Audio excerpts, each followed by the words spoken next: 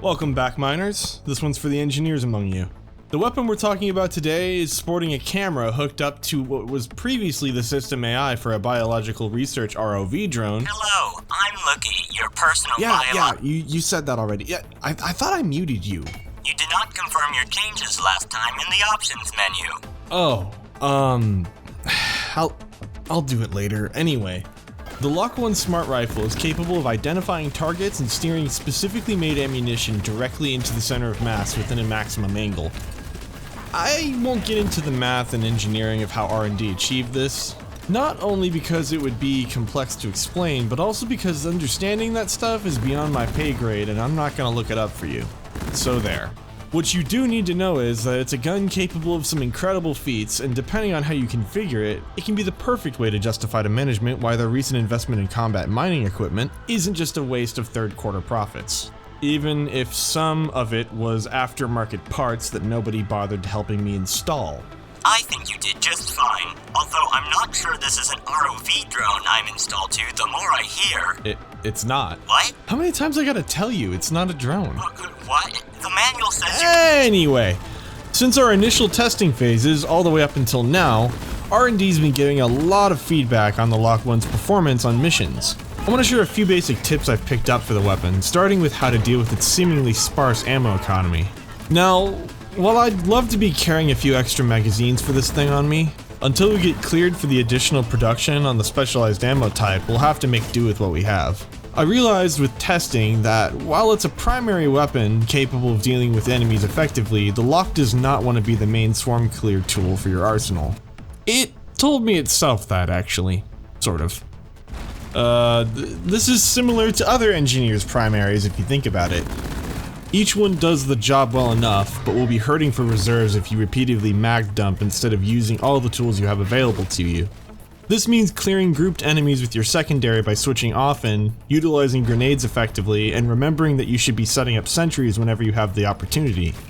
I know, you already know this stuff, but it's easy to forget when you're playing with a fancy new toy like this, and I feel like these principles are even more true when using the LOK specifically. You'll notice many of the builds that I present today will be tailored towards specific gimmicks or utility instead of maximizing direct damage. This is why. full locks achieved. Would you like to fire? Please confirm. What? Confirm! Yes, confirm! Oh my god, that was close. Do you really need to ask me? No, of course not. I just thought it would be polite. Don't do that anymore, okay? As far as the aiming mechanics go, they can be a bit obtuse to get used to. The first thing you have to remember is that getting the lead out is more important than getting an effect out with every burst. This will save you from a lot of situations where you'll be overrun and you might end up trying to get optimal target acquisitions over simply killing the bugs in front of you. This is also true when deciding to go for a full lock burst or partial burst. Full bursts are great when you have ample time, but partial bursts can save your life by being faster. It really just takes practice to get the instincts for this decision making down, but it's worth it. This is why the builds I choose often lean in favor of freeing up your targeting tactics as much as possible. This means I will only use something that requires full target locks when I know it will be worth the attempt in the middle of a swarm. Risk and reward and all that. The other thing you should get used to is angling your shots. The target-seeking abilities of the LOK ammunition means that firing directly at a target isn't your only option anymore. Rather than simply using it as an aim assist, you can exploit these bullet trajectories as an edge against your enemies. One of my favorite things to do is to angle shots to the side of a bug with a rear weak point, to strike it there even when it approaches you head on. For Mechterra, you can actually angle shots downward to hit their weak points too. This also applies to angling shots upwards, causing them to fly over the head and into the abdomen. This is even more effective when you've already removed the armor on a Praetorian or guard. You can use this tactic to avoid hitting the wrong target, like say if you're trying to apply an electrified effect to a Praetorian that's crowded by other enemies in the swarm. The possibilities increase even more with certain overclocks and mods, like super blow through rounds. But I'll cover those as they crop up throughout the build explanations. Let's get into it. This is your final warning. Unintended use of my survey target acquisition software is strongly discouraged by the end-user license agreement. Well, I mean, safety regulations haven't stopped us yet, so it'll be fine. What? Our first build for the smart rifle is a variant of one of the more popular ones emerging amongst miners in the rig during recent months. This lock uses 21113, with the explosive chemical rounds overclock. This overclock trades direct damage and total ammo for the ability to cause a localized explosion on any target that has 3 or more locks on it. You only get 1 explosion per target, so it's better to stop once you reach 3 rather than overlocking on it. You can, however, get multiple explosions per burst, so long as you have multiple triple lock targets upon firing. The mods increase your total ammo and speed up your lock speed with the shutter speed sensor, letting you fire trios of shots rapidly. The Tier 3 and 5 mods are there to give you a bit more value in different scenarios. Tier 3's electrochemical rounds will give you more damage to burning and electrified targets, giving you a bit more damage when the opportunity presents itself. Tier 5 is actually set to fear frequency due to the fact that you'll be outputting lots of 3 or 4 round bursts, letting you proc the fear effect multiple times in a fight.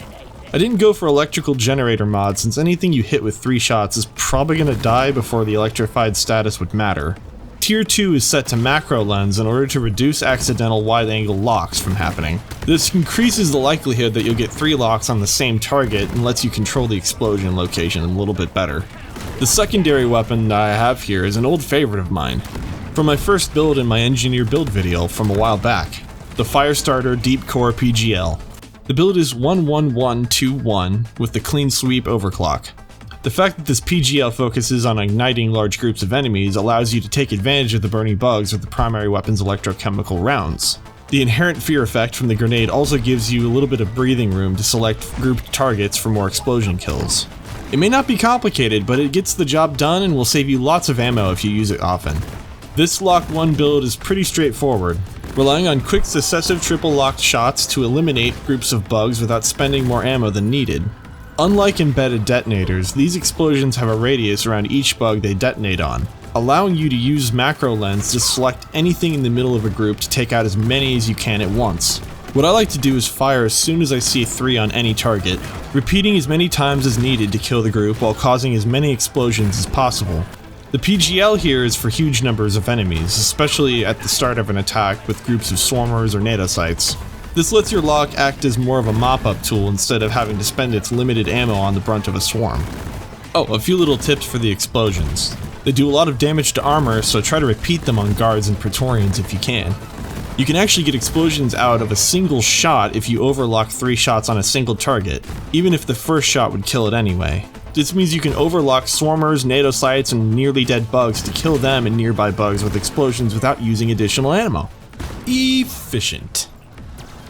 Executioner is another popular overclock for the lock. Boasting significant weak point damage at full locks and lightning fast lock acquisition, it's no wonder why. The lower magazine and total ammo is hardly a significant downside, and the reduced total locks is more of a positive than anything with how you'll want to be using the gun. The mods I've chosen are 21312 to get as much power out of this overclock as possible. Tier 1 is interchangeable. The lowered ammo count does hurt a little bit, especially with the lock, but increased damage will make you a more efficient killer if you use your shots wisely. We have macro lens to help focus locks on a single target, and shutter speed sensor once again to reach maximum locks even faster. Not only will max locks deal more weapon damage now, but with Tier 5 set to unstable lock mechanism, you'll get even more power out of every 8 lock burst you can dish out. Blow through rounds is there on Tier 3 to help you compensate for lowered ammo. Oh, and now is a good chance for me to talk about blow through rounds on the lock, because they're weird. Not only will shots penetrate any target that is along the path drawn by the lock AI's heads-up display, but the bullets will travel through the locked target and in the direction they're hit at. This means you could potentially cause bursts of rounds to fly through the side of an enemy and hit bugs beside and behind it as well. It's fun to play around with and to get maximum value from a burst, albeit a bit difficult. I like to lock onto bugs in the middle or back of a group and let the front row eat rounds meant for the targets behind them. Okay, this is actually kind of fun. Just try not to kill them too fast. I'm still trying to catalog the organisms you're shooting. No promises. As for my secondary here, it really depends on the mission you're embarking on. The secondary will be responsible for helping to clear trash enemies like grunts to save lock ammo. This means that any large area of effect PGL or efficient breach cutter can be used here. What I've been trending towards is an altered version of my high voltage crossover breach cutter build, using the overclock mention with 1.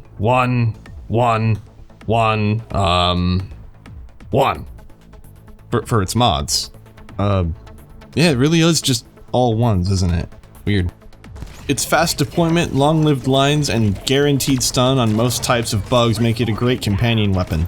Tier 5 is changed to be using a mod that I never gave much time of day before, that being Explosive Goodbye.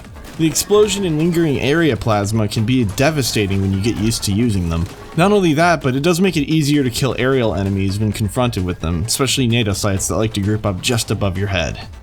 The overclock here can also be switched out for stronger plasma current too, which will increase the base damage of the projectile and its uptime if the electrocution isn't serving your purposes as well. The reason I say this is because it really depends on whether or not you like blow-through rounds on the lock or would prefer to use electrochemical rounds instead for a bit of bonus damage on the electrified enemies. Try both out and see what you like. I know I say that a lot, but it's true. Also, if the breach cutter isn't your speed, you can always bring a 21232 PGL with the Fatboy overclock.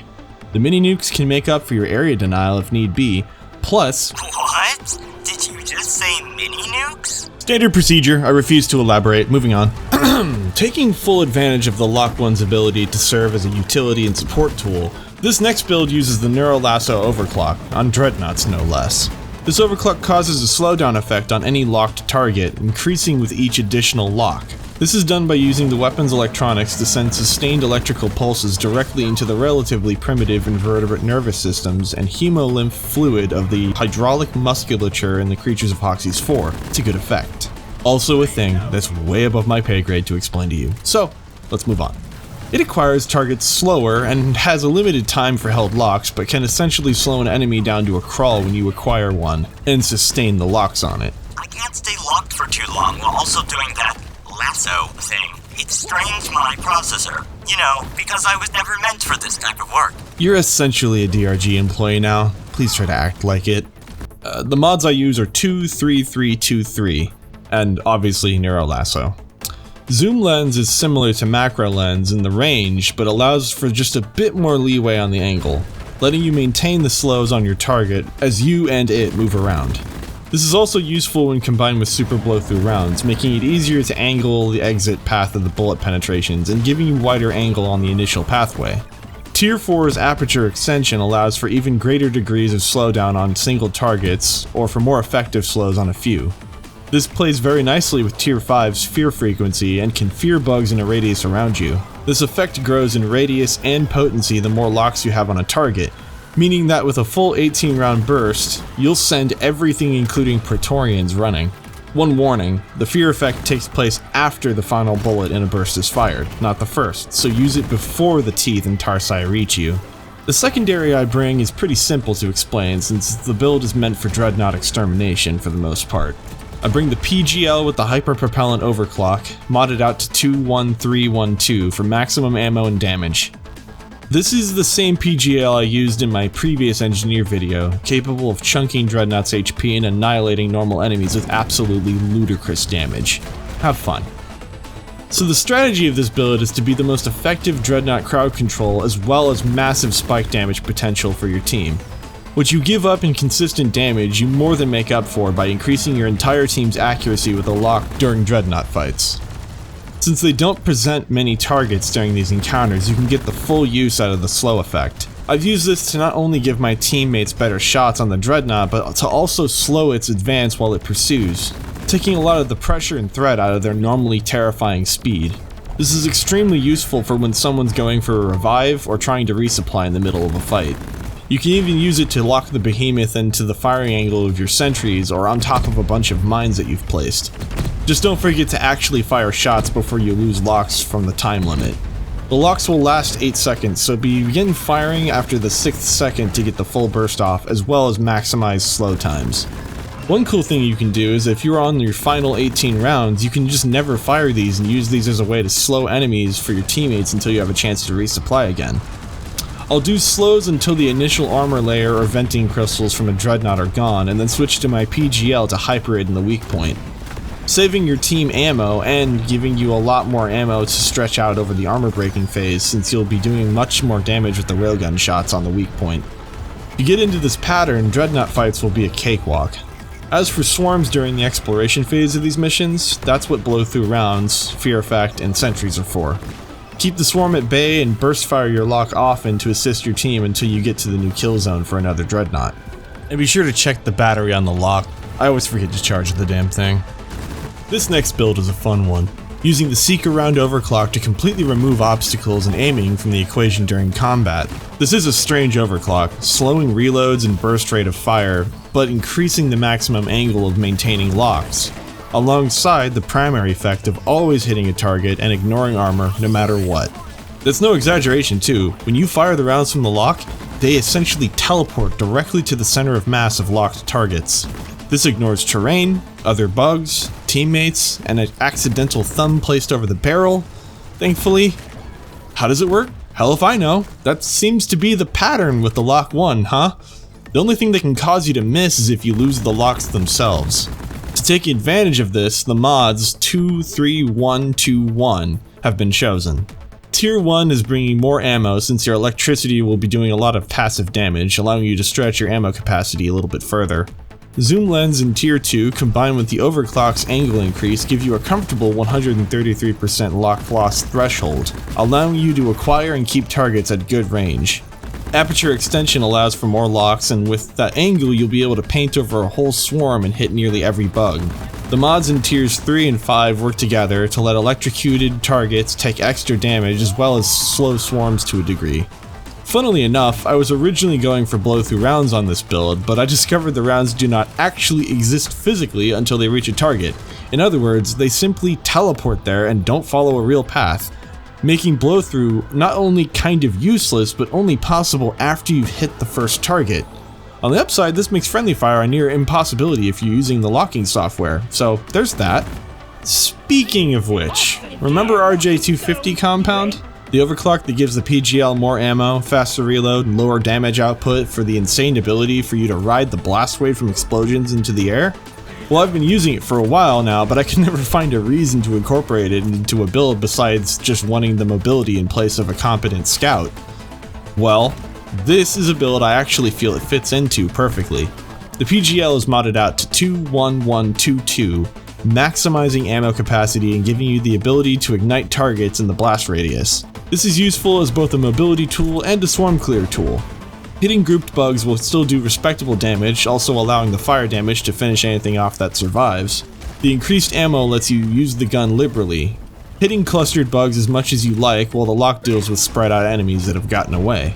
It also sets up electrochemical rounds perfectly with the fire damage. This is all in addition to the fact that you still have the great mobility option for when things get too hot, and even just if you need a nitro vein or a Bulu cap that's out of reach, and somebody's not paying attention. One more thing that will help, by the way, you should try changing the Tier 3 mod of your platform gun to disabled inertia inhibitor for this build. Long story short, what this mod does is cause platforms to add your current velocity to their initial velocity when fired. This means you'll be able to hit the ground with a platform before you land, letting you efficiently cushion falls at the last second, because we all know you're not planning those jumps ahead of time. These two guns are a ton of fun to use together, letting you shoot huge groups of bugs with impunity, ignoring obstacles and aiming to deal damage with near perfect accuracy. You can even deal effective damage to armored targets, circumventing the need for you to get into position for weak point hits. Anytime you feel like you're in trouble, you can always use the RJ250 PGL to launch yourself away from danger, as well as use grenades early in fights to thin out grouped bugs and half your HP with the lock. Wait, half their HP with the lock. Well, I suppose you're halving your HP either way if you're jumping around like that. Have fun! For the last two builds, we're moving on to the two clean overclocks for the smart rifle. I'll be starting off with the armor break module, in a build I like to call Inferno Chitin. The lock doesn't have any built-in armor break damage, and that's surprising because it's actually very powerful with its bullet arcing capabilities. If you remember what I said earlier in the video about being able to angle shots to hit a target from above, this technique is made even more effective by a full burst lock with the armor break module. Every glyphid enemy has light or medium armor on the upper part of its abdomen as well as on their tarsi and metatarsi. Being able to break this quickly will maximize the damage you're doing without requiring you to have precise aim. It's useful on Praetorians because you'll be hitting the weak spot if you're angled correctly from the front or the side. To go along with Armor Break Module, I've gone for the mods 1, 2, 3, 1, 2. Tier 1 and 5 are there to maximize damage, with 5 requiring a full lock burst, which is already a prerequisite for the armor damage of the overclock, doubling up on its utility to make up for how cumbersome it can be to achieve. The CCD array and shutter speed sensor both help with lock acquisition, letting you hit maximum locks faster but without restricting the target angle too much. For Tier 3, we have super blow-through rounds, to assist in maximizing ammo conservation when you're dealing with groups of approaching enemies that are lined up. Be sure to angle the targeting laser through bugs, even ones that aren't currently locked, so you can get the most out of every bullet. Again, if you're not feeling up for the blow-through round shenanigans, there's nothing wrong with taking electrochemical rounds to get some occasional extra elemental damage instead. I understand. For our secondary, we'll be using a tried and true setup for the PGL using Pack Rat and the mods 22121. The extra ammo, increased radius, and explosive damage will work very similarly to the first PGL variant I showed off at the beginning of the video, but this one has traded a bit of radius for more damage and ammo. The job of this secondary is to make up for the swarm clear that your armor break lock lacks. The fire damage will easily kill grunts before the fear duration runs out on them. You'll be able to clear large swaths of bugs no problem with this, which is something I feel like I say a lot, but you know, it's true. Enabling you to focus your lock rounds on things that need much more punch from the full bursts. The rolls on both your weapons here are almost reversed. Your PGL handling the brunt of a swarm with the fire and explosives, while your lock goes for the bugs that withstand the initial attacks. Conveniently, those bugs tend to be Praetorians, Guards, and Brundles. The perfect targets for your 12 locked armor break rounds with the 20% damage boost. Don't be afraid of using the short bursts on the lock though. I know it can hurt knowing you're not getting the full damage out of bursts when you're not at max lock, but you should prioritize staying alive if a few shots are needed here and there. Do you think we could collect some chitin armor samples next time instead of just obliterating it all? Sorry, can't hear ya. For the second clean overclock and our final build, we'll be taking a look at the Eraser overclock. Eraser is popular for a reason. The freedom and ease of use it provides is hard to pass up. The mods I chose for it just so happen to be the same that I would use for a no overclock config, being 23111. Eraser simply gives you more possible locks and extends the magazine to this already effective setup. In practice, this means that you can kill more smaller enemies, or at least apply more electrical statuses to swarms at once. If you're looking for a simple, gimmickless version of the lock, this is your go-to. Not really much else to say here, this is just a small boost to an already good setup, so go crazy. The secondary here is a breach cutter outfitted with the Inferno overclock. This ignites enemies on contact in exchange for lower damage and less damage to armor, which is no issue since you're already going for so much damage with the multiple DOTs on targets. The mods 13122 seek to maximize each line's area of effect, igniting each enemy and using the lingering plasma and stun effect to hold enemies in plasma damage field while they burn. This breach cutter is a simple yet effective tool for eliminating the bulk of a swarm, in addition to being a good way to deal with beefier targets when they get too close. Anything of low HP will be incinerated on hit, and anything left over will be vulnerable to either dying from the tick damage or being cleaned up by your lock with the increased damage from the burning and electrified targets bonus. This build has a nice rotation to it and can be very satisfying to use. You lead off with an Inferno line, igniting and stunning everything in its path, then use the few seconds that the stun buys you to acquire as many locks as desired to pump damage boosted bullets into. In the process, also applying a shock to anything that's still not dead. I'll switch weapons frequently to continue this rotation until I've rinsed and repeated everything into oblivion. Simple, elegant, and very effective, which is on brand for the LOK-1. Why, thank you. No, not you. These builds are what I've found works for me after extensive troubleshooting and negotiations with the lock system AI to cooperate. Hey! After more than a few resets and dubious adjustments, I've discovered a lot of potential to this overly complex rifle. It fills niches that suit the engineer and offers a very refreshing style of play, especially for those who prefer to not focus on reflexive aiming techniques. It pairs well with many secondary variants and is right at home being the fire support for your teammates and sentries alike. Just don't tell it that I stream at twitch.tv/Siirvend, or that I'm extremely grateful to my patrons Axis Kronos, Ben, Lee Trot, Inferray, I Like Turtles, and the Flannel Man. I made the mistake of giving it access to the internet to speed up its combat training, and I nearly compromised Deep Rock Galactic's location in the sector. All I did was publish my findings to some online academic biology papers for review. It can't be that bad, right? But can you imagine if a rival mining company was to read those and found... Oh. Oh no. Possible information security breaches aside, I'll be covering a much dumber weapon next. The Drac Plasma Carbine. As soon as I find some less melty gloves for testing purposes. So, until next time, rockin' stone. Okay, hopefully this pair holds up. Alright, and... Ah! Ow! Ow! Ow, ow, ow, ow, ow! Ah! Yeah, these two. Yup, they're melted. Okay. Yeah, these things are cheaply made. The gloves and the gun. Oh. Alright, well... Hey, Gerald, you got any extra gloves? No, I need them. Come on.